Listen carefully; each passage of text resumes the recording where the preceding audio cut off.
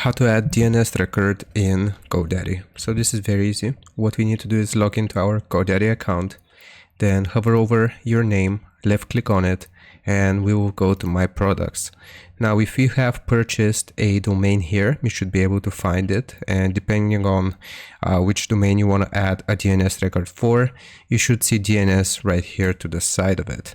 So just click on DNS, and this will take us to the specific domain and all of the different records. So if you want to add a DNS record for this domain, we'll click on Add New Record, and we'll have to choose the type from this drop-down menu. So we have CNAME, MX, text, HTTPS, so on and so forth. So depending on which type of DNS record you want to add, once we select it, it will ask us for the name and value and some other things if we choose something like CAA.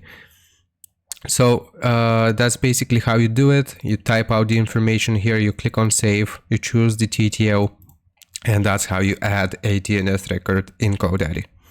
I hope this helps you out. Leave a like and sub, and I'll see you next time.